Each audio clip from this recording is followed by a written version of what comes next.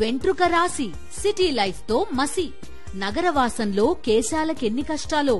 పూర్తి వివరాలకు చదవండి రేపటి సాక్షి హైదరాబాద్ ఎడిషన్. దీర్ఘమైనటువంటి వారి పత్రికా సమావేశంలో వారు మాట్లాడడం జరిగింది. ఎందుకంటే దాదాపు 2 సంవత్సరాల ముందు నుంచి మేము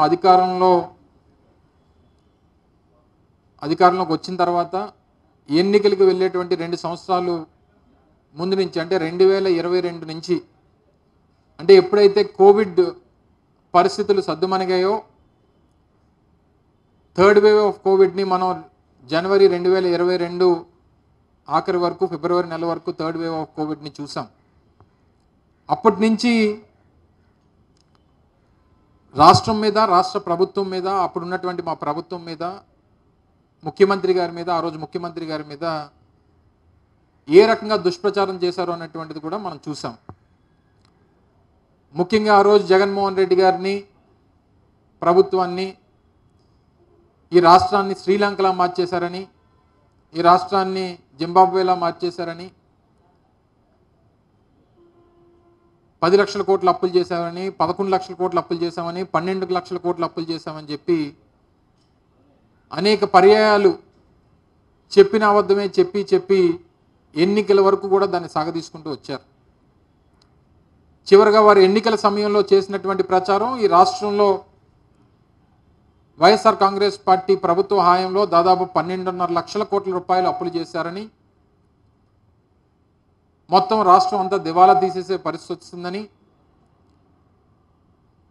తప్పుడు ప్రచారం ప్రజల్లోకి తీసుకుని వెళ్ళి వారు విజయం సాధించారనేటువంటి దాంట్లో ఎన్నికల ఫలితాలు అనేటువంటివి దానికి నిదర్శనంగా కనిపించాయి.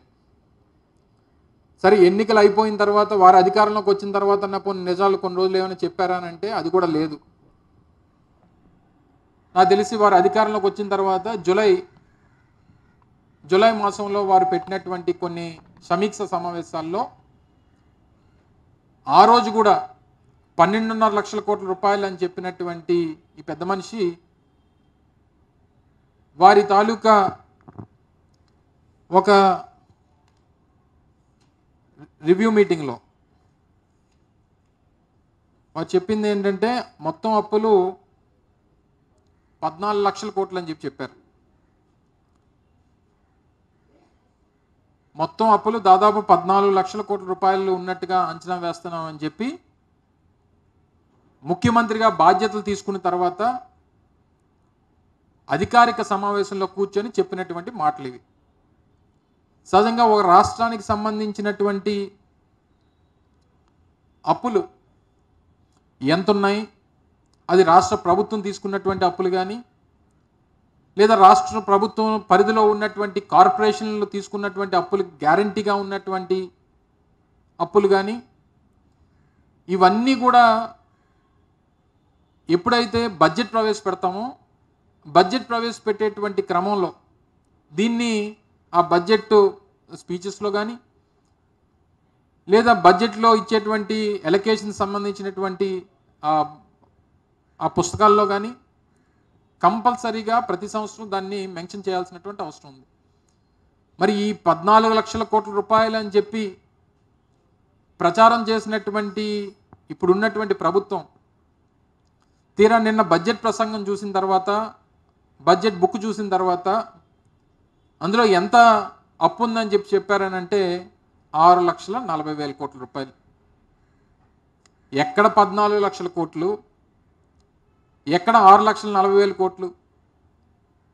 అంటే ప్రజల్ని ఏమార్చాలని, ఎన్నికల్లో వారు ఇచ్చినటువంటి హామీని నిలబెట్టుకోలేనటువంటి పరిస్థితుల్లో ఇంత పెద్ద ఎత్తున అప్పులు ఉన్నాయి, మన హామీలు నిలబెట్టుకోగలమా లేదా? గత అసెంబ్లీ సమావేశాల్లో వారు చెప్పింది ఏంటి? దానికి సంబంధించినటువంటి లెక్కలన్నీ కూడా అసెంబ్లీలో వారు మాట్లాడుతూ ప్రజెంటేషన్ ఇస్తూ అది నాకు చూస్తే భయం వేస్తుందని చెప్పినటువంటి మాట మాట్లాడారు. మనందరం కూడా చూసాం. గతంలో 14 సంవత్సరాలు ముఖ్యమంత్రిగా పనిచేసినటువంటి వ్యక్తి, దాదాపు 15 సంవత్సరాలు ప్రతిపక్ష నాయకుడిగా పనిచేసినటువంటి వ్యక్తి, 45 సంవత్సరాల రాజకీయ అనుభవం ఉందని చెప్పుకునేటువంటి వ్యక్తి, ఎన్నికలకు వెళ్ళే ముందు మీరు ఇచ్చినటువంటి హామీలన్నీ కూడా అలా మేము అమలు చేసినటువంటి సంక్షేమ పథకాలతో పోలిస్తే 3 రెట్లు 4 రెట్లు ఎక్కువ హామీలు ఇచ్చి అధికారంలోకి వచ్చి తీరా అధికారంలోకి వచ్చిన తర్వాత అసెంబ్లీలో ఏం చెప్తారు, నాకు బడ్జెట్ చూస్తే, నాకు ఫైనాన్సెస్ చూస్తే భయం వేస్తుందని చెప్పి ప్రజల్ని ఏమార్చేటువంటి ప్రయత్నం చేశారు. పోనీ వారు చెప్పినట్టుగా పోనీ 14 లక్షల కోట్ల రూపాయలు అప్పు ఉందా, పోనీ కనీసం 12.5 లక్షల కోట్ల అప్పు ఉందా, పోనీ కనీసం 11 లక్షల కోట్ల రూపాయలు అప్పు ఉందా అంటే లే, మొత్తం అప్పు బడ్జెట్లో వారు చూపించినటువంటిది 6,46,000 కోట్ల రూపాయలు మాత్రమే అప్పు చూపించారు. పోనీ ఇది కూడా కేవలం 2019 నుంచి 2024 వరకు గడిచినటువంటి 5 సంవత్సరాల్లో తీసుకున్నటువంటి అప్పు అంటే కాదు.